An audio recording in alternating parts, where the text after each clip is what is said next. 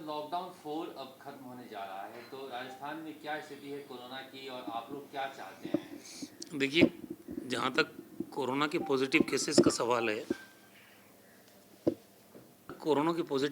सवाल है, वो तो संख्या कुछ बढ़ी है, क्योंकि करीब 10 लाख के करीब हमारे दूसरे राज्यों से, चाहे माइग्रेंट लेबर थे, चाहे हमारे प्रवासी राजस्थानी थे, वो इतनी बड़ी संख्या में यहाँ आए हैं।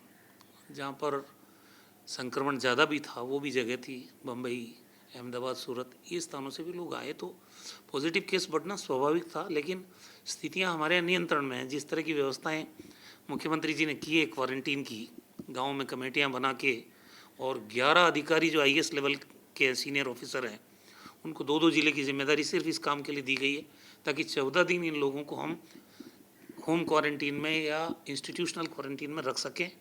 फैसिलिटीज़ डेवलप की गई है और उनकी मॉनिटरिंग का सिस्टम परफेक्ट सिस्टम बनाया गया है।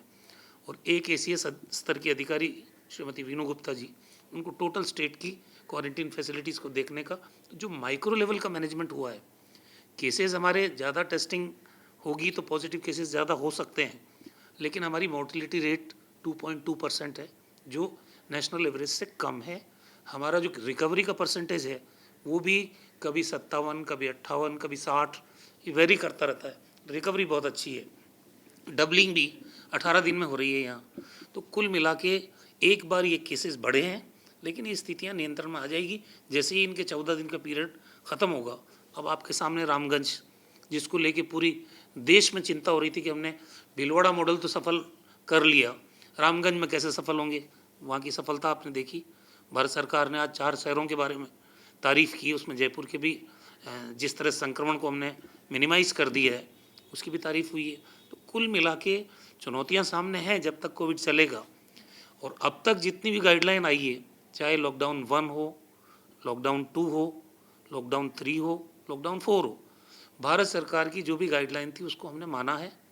जो अनुमति उन्होंने दी रिलैक्सेशंस के साथ लॉकडाउन 2 में, 3 में, 4 में, उनको भी हमने भारत सरकार की गाइडलाइन के अनुरूप ही किया है। कई चीज़ें ऐसी है जो नेशनल लेवल पे ही एड्रेस की जानी चाहिए।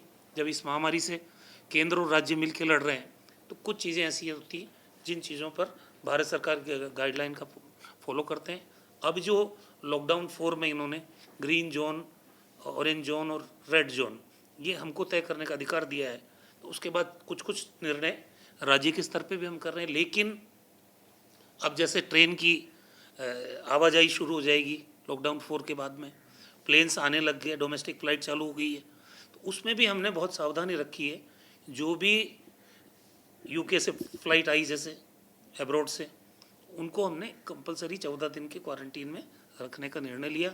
इंस्टीट्यूशनल क्वारंटाइन के लिए उनकी होटल्स तय की गई, यहाँ सबके टेस्ट हो रहे हैं। जब 14 दिन पूरे हो जाएंगे तब भी टेस्ट होंगे।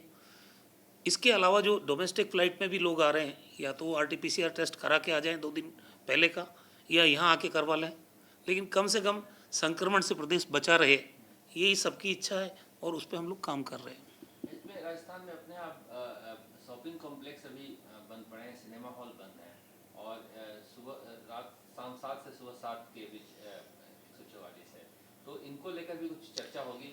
देखिए, हमारा जहाँ तक मत है कि ये जो रात में तो सख्ती अभी चलनी चाहिए, क्योंकि अलग अलग राय आती है। कई लोग कहते हैं जून में पीक पहुंचेगा, कई लोग कहते हैं जुलाई में पीक आएगा इसका। देश में केसेस भी बढ़ रहे हैं। ऐसी परिस्थिति में सारी सावधानियों को मद्देनज़र रखते हुए फैसले लिए जाने चाहिए। जहाँ तक रात का कर्फ्यू या रात का 7 बजे से सुबह 7 बजे तक का जो पीरियड है, उसमें तो मेरे ख्याल से छूट नहीं दी जानी चाहिए। और स्कूल, कॉलेज है, मॉल्स है, सिनेमा हॉल्स है, इनके बारे में भारत सरकार की गाइडलाइन आने के बाद ही कुछ कहा जा सकता है। अभी हमने जैसे पार्क खोले हैं, जो खेल के मैदान हैं उनको फ्री किया है, लेकिन वहाँ दर्शक नहीं जा सकते, खिलाड़ी प्रैक्टिस कर सकते हैं। सेंट्रल पार्क में या और जो पब्लिक पार्क्स हैं उनमें भी ये जो पीरियड है कर्फ्यू के अलावा, उस पीरियड में आदमी घूम सकता है। तो कई सारे रिलैक्सेशंस अभी दिए गए हैं, दुकानें खुल गई है अधिकांश। तो रेड जोन में भी टैक्सी या आपका जो पब्लिक ट्रांसपोर्ट है उस टाइप की सुविधा दी गई है कि भाई रिक्शा जा सकता है, ऑटो रिक्शा जा सकता है। कुल मिला के रिलैक्सेशंस भी खूब हुए हैं। बसें भी चल रही है। अब जैसे जो लोग हरिद्वार में हमने बसें चलाई है, जो क्रियाकर्म करने के लिए लोग जाते हैं, कई दिनों से स्टक ऑफ था, मामला इकट्ठा हो गया, मुख्यमंत्री जी ने चलाया हरिद्वार के लिए। ये बाहर भी जो हमारे लोग हैं उनको श्रमिक स्पेशल बसें वो भेजी है। तो कुल मिला के बहुत सारा रिलैक्सेशन है। सड़क मार्ग से भी लोग आ रहे हैं, ट्रेन से भी अब आने लगेंगे, हवाई मार्ग से भी आ रहे हैं। तो आवाजाही तो लोगों की बढ़ी है, लेकिन सावधानी पूर्वक जो हमारा सोशल डिस्टेंसिंग, 2 गज की दूरी है, मास्क लगाना है, ये बार बार साबुन से हाथ धोना है, ये सावधानियां आम आदमी के जहन में उतर गई है, तो पब्लिक सपोर्ट भी मिल रहा है।